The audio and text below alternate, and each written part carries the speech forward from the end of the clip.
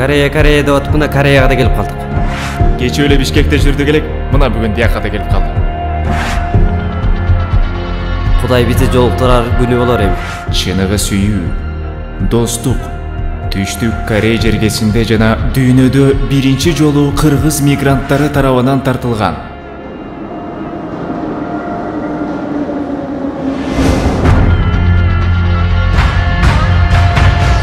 Кореядан бакыт издеген кыргыз кыздары.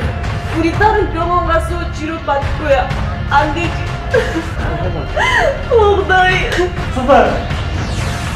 Жылдыз Кореяга турмушка чыкты деп уктум эле. 안 돼.